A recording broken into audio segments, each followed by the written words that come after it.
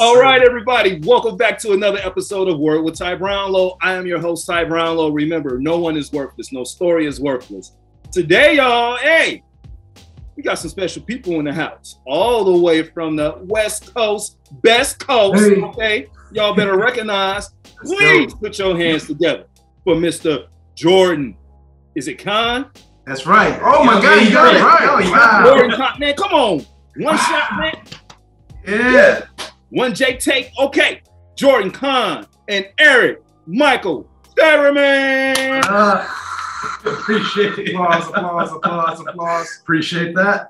Man, look here, man. Look, thank you all for joining me. Never mind the high energy. You know, we're always this way around here. Trust me, it's just natural. Yeah, keep it running. Hey, but look, I'm glad to have you all on because I love to have creatives on my platform. And you all have a sci-fi series called The Elements. Elementals. Yes. Got that. Tell us all about it. Tell us all about it. And man, just tell us all about it. Sure. All right. The Elementals is an action sci-fi drama that takes place towards near the 21st century when humans begin to evolve, some possessing superpowers related to the Earth's elements. Fire, water, earth, and wind. And we got some secret elements in there that you got to catch the film to see. Yep, hybrids. And basically, they are every year. These guys are signed up for an annual tournament where these guys fight for their rights, fight for their pride, and fight for survival. Yeah.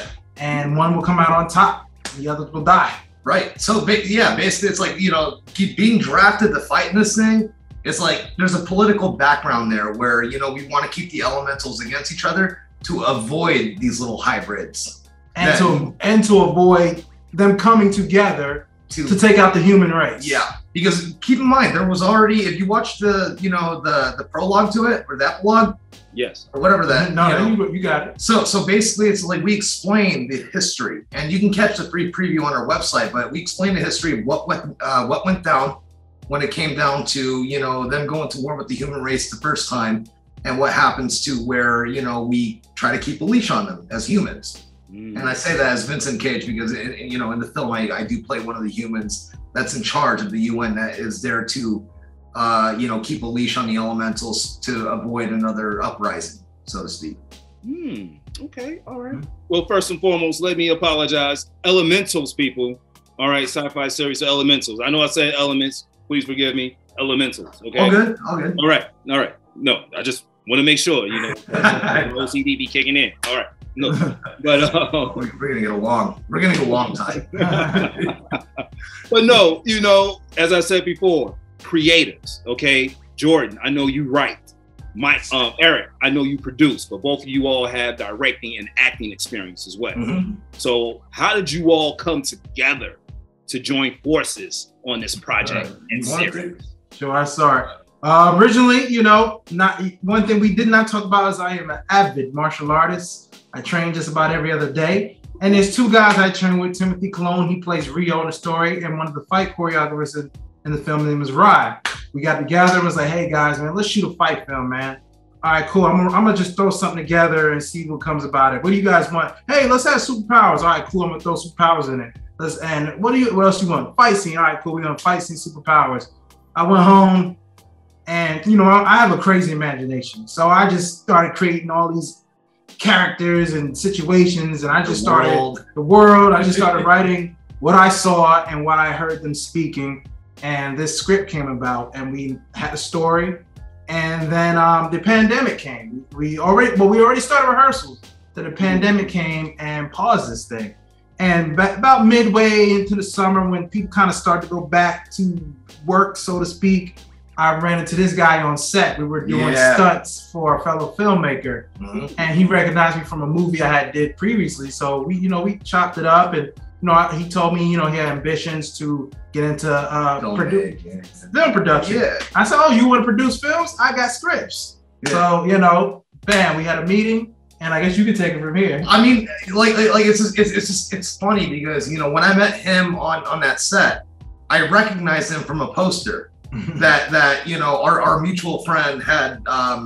At the time, I thought, like, oh, that's your film, etc. And then I got to talking to Jordan, and Jordan, little did I know that, hey, you are already successfully produced a feature film, Street Dreams Los Angeles. Check it out, guys, if you haven't yet. But that being said, I was like, hey, man, so I want to produce. You know, I've got all this experience with training, mainly on the acting side. I'm an actor first. I'll still say it today. I was an editor second. And so when I met him and I saw that, when I met him and I saw his scripts, he had a feature film that I checked out first. Still needed some more developing, but then I saw, you know, on my end, because it's my first film, they all told me, do a short, don't do a feature. It's the pool's too deep. You're not gonna be able to do it for your first one. So, you know, that she got some serious backing. Yeah. So even on that end, I was like, all right, the Elementals. It's a 15, 16 page script that they had written. By the way, I only came about like 6 months later. So they'd already been developing this thing. They've been rehearsing. Yeah. And so he invited me to one of, you know, their fight rehearsals. I saw that. You know, I read the script already, but it wasn't until we took a tour of one of the locations that was building our, you know, eventually would have been building our sets, JLFX Studios. Then I was sold. I was like, all right, let's do this thing and let's run it. And just went back to pre-production. Next thing you know, we was in production. Yep. 2 years later, we got a finished product. Okay. All right. Look at that. Yeah. Okay. See, look, first and foremost, just let me say, I love stories like that. You know, like, hey, I recognize you from this, you know, feature film that, you know, X, Y, and Z had done. Well, yeah. Well, I produced. Well, hey, all right. What do you know? Hey, you know what? Maybe we should do something together. But, you know, Eric, as you said, you came along, you seen one of the, you know, locations. Whew, I'm sold. I saw the possibilities. I saw the possibilities of like the stories that we could tell from JLFX Studios. You know, this is a bunch of sci-fi sets, like things that you would see on CW or, you know, the 100, etc. And I was like, all right, let's do this. And yeah, we just kind of took it from there. You know, given it was the first time, I'd never worked with Jordan before. I just met him. This was like 3 months after I met Jordan.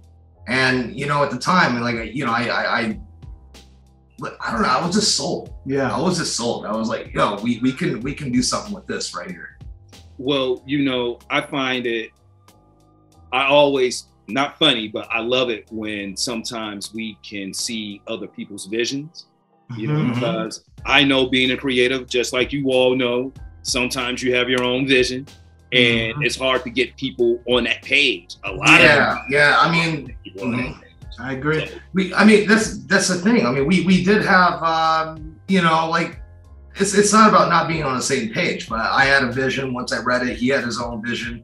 And what really helped us succeed was the contest of our ideas, you know, that pushed forward. And I would, you know, come up with an idea that I thought was better. And then Jordan would catapult off that, come up with an idea that was better. And it would just, like, that's really what you see before you. And being humble and knowing the product. Knowing when it's necessary to compromise. Yeah. You know, to progression. Okay, all right. Now, you know, it's funny. I'm just going to take a sidebar. Like, you just said something very interesting, you know, Jordan, like learning when to, no, seriously, like learning when to compromise. And as you said, you know, Eric, man, I didn't know him prior to any of this. This is my first time working with him. And I know, you know, being a creative, sometimes when you are working with people, it's kind of hard to compromise at times because Jordan, you have your vision. Eric, you have your vision. And okay, how do we make the two like meet in the middle and come up with something, you know, grand, you know? So, hey, you know, I just, hats off, you know, if I had a hat, yes. Yeah, but it worked, man. Like, and that's the key thing, you know, you like coming together, compromising, and basically it being effective. I'm sorry I didn't put that last part in. Like, yes, being effective, you know, with the compromise. So, you know, man, look, yes. The elementals, people, elementals, sci-fi. You gotta catch it, guys. Definitely. You won't be disappointed. You know, understanding, you know, So, so look, talk to me real quick about, like, you know, in your opinion, how do you feel your series will set itself apart from the other sci-fi series that we have out there? Well, for one, we got real martial artists in our projects. It's got a great story, but one of the things that really sets it apart is the fight scenes. And we worked really hard on that. Myself, Timothy Colon, Brandon Lee, and Rye Moorhead, even Alexia. We all came together, and this is authentic martial arts, no stunt guys. We got guys flipping in the air. Yeah. We got guys hitting 4-piece combos with a biscuit, and we come in hard. Okay. Yeah, I mean, no, 100%. Like, they were rehearsing in the park for, you know, like months, and that's the, you know, that's the thing that sets it apart, because most shows, they have stunt doubles, right? Right. They have stuntman, etc. I mean, even with picking up Brandon from like Shang-Chi, most of these shows, they don't like, the actors don't do their own stunts. I mean, now you have Cobra Kai, I guess, that they do that as well. Yeah. But you know, for us, like, all of the actors, they're performing their own stunts, and they're all also performing on the acting side to help tell the story with the cinematic storytelling to really engage the audience, etc., etc. Most shows don't do that. Indie level, most don't do that. It's a rare thing in the industry nowadays to actually see, like, real martial artists performing their own acting, etc., etc. Outside of the martial arts, it's a very diverse cast. Even as you dig into, as you come in, every character has a different background. We got a character, my character's from Africa. We got a character from Korea. We got a character from Puerto Rico. Even when you get into the villains, you just see it's all diversity. Most of my stories I have to write are very diverse, because I feel like that represents the real world. And, you know, we got crazy visual effects, man. Yeah, I mean, you know, like, our visual effects, I mean, we have stories for days, you know, but the visual effects, you know, like, at one point I was like, you know, as producer, I was like, hey man, can we get this done for like $1,200? People laughed. They laughed. They're like, dude, like, really? You really want 60 shots done for $1,200? Nah, not in here, baby. Yeah, but we got it done. I mean, we spent a little more money on it, you know, to be realistic, but we got it done. You know, we worked with the guy. Excellent blue effects. That's another thing, you know. We got, not only do we have a diverse cast, we got diverse crew. We got people from other countries working on our stuff. You know, the internet and social media and has really opened up the world. So it's like, if you're a talent and you're in another country, don't let that be an excuse, man. Like, get out here, get on these sites, let people know what you do, put your work out there, because it's guys like us, and even, I'm sure, even the major studios that are always looking for new and extreme talent. Well, I will say this. In you guys' case, I love it because, you know, man, as I'm sitting here and I'm listening to you all, like, with the diverse casting and even, like, you know, production being diverse from all around the world, and just the storyline itself, and each, you know, elemental being from a different part of the world. And yes, the action is real, ladies and gentlemen. No stunts. It's real. Okay. All right. But no, that's something. And, you know, when you put that all together, and, you know, for you guys, and I'm just going to say it, you know, like, hey, you know, Jordan, Eric, you guys aren't like the old fogies coming in and making something new. You know what I'm saying? This is like young, fresh, energetic talent, you know, and original, like, yes, fresh and original. And when you take that concept and you bring others in, it's just, you know, showing that, hey, you know what? We're going to be in some good hands for the future. You know what I'm saying? There is hope for humanity after all, you know? So come on, man. Look, I love it. I love it, y'all. Man, look, elementals, people. Okay. But before we get into where to find, you know, the series and what have you, I want to talk about, you know, basically the past experiences that led you all to where you are now. Now, Jordan, you know, you are an East Coast guy, you know, growing up in Queens, then moved to Hampton. Eric, man, you're a West Coast guy, you know, growing up, I mean, you know, in a Santa Clara area, then moving to the Bay and growing up in Sacramento, joining, you know, the Army or what have you. Just talk about your past experiences and how those all play into what you're doing now. Sure. Guess I can go first. Yeah. Jordan Cann, born and raised, well, I'll say born in Queens, New York, but I was raised in the South. And you can kind of tell a lot of my manners and things that how I conduct myself. But I was, as a young child, man, I was always just an adventure seeker and a lover of art, music, drama, cameras, lights. Like, I knew that the film industry, or the film business, I knew that wasn't my purpose.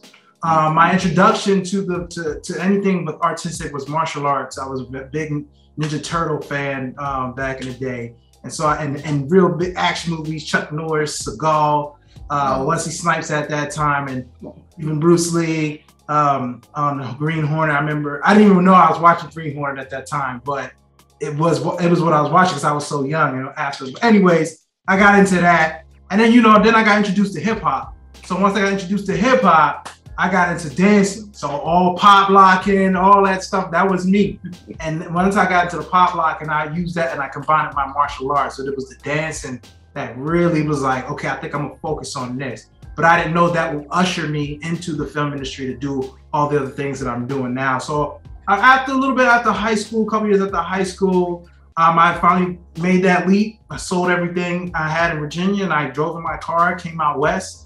And I pursued a professional dance career. I got signed to a major dance agency, and it wasn't even 2 years to actually start working. So I was broke, pretty much broke in LA for 2 years, scrambling. And then I was still broke when I became a dancer, but I just kept moving, and the jobs started getting bigger and better. And when I wasn't dancing, I was doing stunts. So I got stunt roles in like films like Straight Outta Compton, and a couple other films. And then, you know, after being on these sets, you know, I was always intrigued with the creation process, how they were doing this. I was always asking questions. Why did you put the light there? Why is he standing here? What camera are you using? And it was just really intriguing. And I said, man, I want to do something like this. I want to create something. I got some ideas. So I took my roommates, I started writing scripts and giving them all parts. And we go in the alley in my little camera bag, I don't know, the little 3 megapixel camera, try to make some films, and it just took off. I met a homeboy, a really good friend of mine, Styles, and we partnered up and formed JNS Film Productions. And we just started shooting short films back to back to back. We get into our feature, which is one Eric shot, which is Street Dreams Los Angeles, which is streaming everywhere, Peacock, Amazon Prime, YouTube. And here we are now. I'm just taking everything. I evolved from everything that I was to everything I am now, using the dance, the martial arts, the film experience, and even the acting, and just combining it all together to make the ultimate machine that's walking in my purpose. I mean, for sure. No, sorry. So to correct, I didn't shoot Street Dreams LA, but that's the film that we met on. That's the film we met on. Broke the ice. No, real talk. It's funny because, like, you know, he was on the poster. I'm like, dude, that's the guy from the poster. Okay, so I don't know. On my end, like, you know, when I was 15 years old, you know, again, as you know, I grew up in the Bay Area. I moved to Sacramento when I was 11 years old. Spent most of my childhood in Sacramento.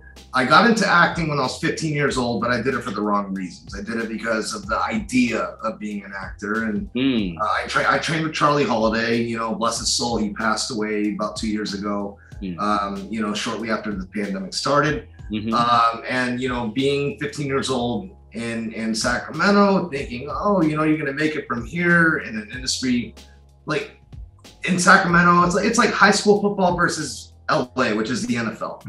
So that being said, you know, it lasted a year. It was like a phase of mine growing up. And then, you know, I joined the Army when I was like 19 years old. Then I got out of the Army. I respect that. I really do. No, definitely. But it was crazy, man. Like when I joined the Army, I got out and I was like, well, what am I going to do? And I went into sales. You know, I went to all these different avenues.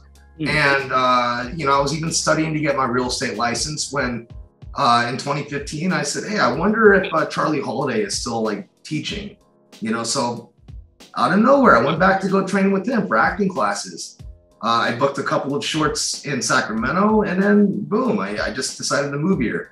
actor. Like I'm an actor first. Even here, I trained with Aaron Spicer. I trained with Lewis Smith. I trained with a lot of different, coaches here. And ultimately, I decided to try my hand at, production or working behind the camera, similar to like what Jordan was saying. And, I AD'd, I did all these things here and there, worked some background. And that also inspired me to finally make that flip over to, why don't I get into the filmmaking side? Everybody's doing it. So I decided, all right, run it. I've already picked up all the knowledge and experience by working different sets. But when I met with Jay, it was like we had two different groups of skill sets. Like Jordan is very well-rounded. He knows a lot about everything. And my end too. No, even the filmmaking side. I decided like, let's put our skills together and then boom, let's run it. Yes. And I still like to consider myself an actor first, but I'm not really acting these days. It's more so, like producing and directing. And I don't know, if we move forward, we will move forward, but it's like, yeah, we need a proper team. Like this time around, we wore 30 hats a piece. And he successfully did that. He's successful, but oh my God. Bro, it was with weights. We did it with weights. Like no joke. It was literally the equivalency of two people building the Manhattan Bridge. Yeah. That's what we did with this. But okay, so that's the funny thing about life sometimes. And we have a quote around here. If you focus on your why, the how will eventually show itself. And I believe that. It will present itself to be what it needs to be. Yeah. A lot of us sometimes always focus on the how, and we forget about the why because we just want the how. Like, okay, how can I do all this? How can I do this? How can I do that? Jordan, as you were saying, man, look, you were doing all these dancing, doing all these, man, I read your bio. I read about some of the people you were dancing for and, getting into hip hop and all that. And as you said, man, still came out here, still broke. You know what I'm saying? I'm like making moves, but where's the money? Where's the money? You know what? These credits are great. Where's the money? And for you to have that laser focus on the why, now we're at a point where, okay, man, straight out of Compton, dancing, for people like will.i.am, I believe it was, or what have you, and like others, man, Eric, you, on the other hand, man, you got to see the world, you know what I'm saying, in a sense, like going from the Bay Area, going to Sacramento, then leaving there, going into the service, and then just letting that, okay, now I'm done with the service. What do I do now? Okay, real estate, it's cool. It makes money, but this isn't my why. You know what I'm saying? Like there's something more. And for you to keep focus on that and, come together, put out a, dope project. I've seen the trailer, so yes, man, yes. That's all day, by the way. Hey, dope project, okay, but you all are coming together to like make this happen, man.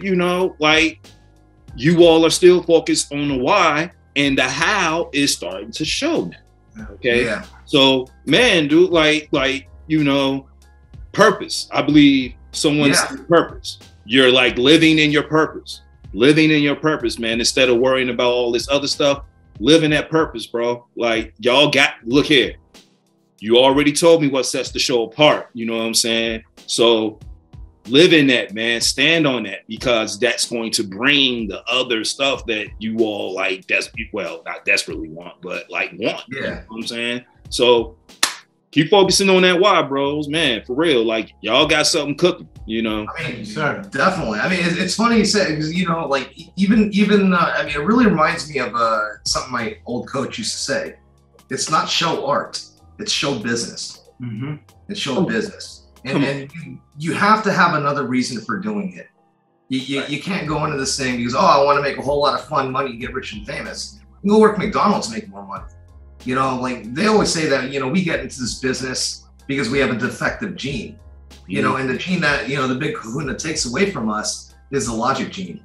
Because nobody with a sense of logic is going to go into this business. You know, it's just too unpredictable. It's just it can really mentally mess you up. They say, you know, this business, it's a business of rejection. You just consistently being told no, no, and that can really, if you're not a strong enough person, that can really mess with your psyche.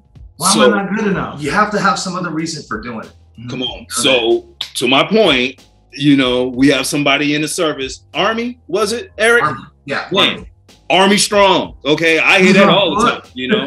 Man, please. No, but that's a mentality. You know what I'm saying? When you're in there, they're like showing you how to deal with situations, how to be mentally tough. Yeah. You have to have that mental stamina, as I like to say. You have to have the mental stamina. And let's just keep it real. A place like LA, we already know what it is. Thousands of people get off that bus or plane every single day looking to chase that dream.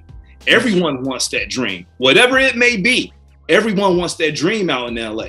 And you're going to hear 1,000 no's before you hear that one yes. And as you said, you know, if you don't have the mental stamina and, you know, the belief that what you're doing, you're still chasing that why instead of focusing on that how. Man, it's so easy to like lose focus and lose hope. And man, let's just call it what it is. You know, like I've lived in LA. We know how quick you can become homeless. Okay. And then once it's to that extreme, hey, you know, I tell people all the time, it's not what you see on TV. Okay. Like it was definitely a wake up call. And I'm from Chicago. Okay. And when I came out to LA, like, you know, you couldn't tell me, like, I ain't ever seen, man, like, I didn't seen it all. I done been in New York. I done been here. I done been to Miami. I done been to all these other places. But Los Angeles is a beast within its own, you know, and there's nothing else like it on earth. You know, I haven't been all around the world, but I can tell you on earth, you know. Yes, Rio, I'm talking to you too, Rio de Janeiro, okay? Yeah, all right, yeah. No, but super facts on that. Like, I mean, that's the truth. You know, you see people like it's not all gold with, you know, like painted with glory. It's paved with the carcasses of people that came here, but they didn't understand the, you know, the why and the how.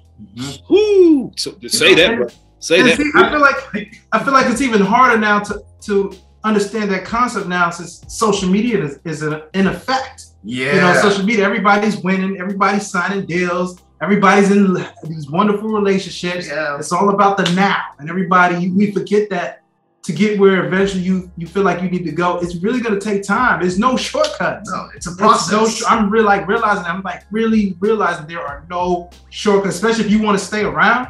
No shortcuts. Everything is a process. Everything is a process. There's no shortcuts. If you want to take it, there are people, like, to touch on what you were saying, there are people that come here, for example, and they you know, they get lucky right off the bat, boom. But because they didn't go through the process of building to it, they fall flat on their face and then they're totaled. Come on. So there's another saying, man, look, everybody wants to make it to the league. You may be able to get drafted to the league, but to stay in the league, it's going to take a lot of more. Man, look here, anybody can get drafted to the league, but staying in the league and being effective in the league, that's another story within itself, okay? Because now you really got to grind. You really got to do the work. You really got to separate yourself from, you know, the others or what have you. So, man, look, come on now, look. We haven't churched a little bit, y'all. I mean, I wasn't expecting that. You know, they took a hard left, but hey, that's okay. Y'all getting this good gospel here on Road with Ty Brownlow. Come on, talk to me. Absolutely. All right.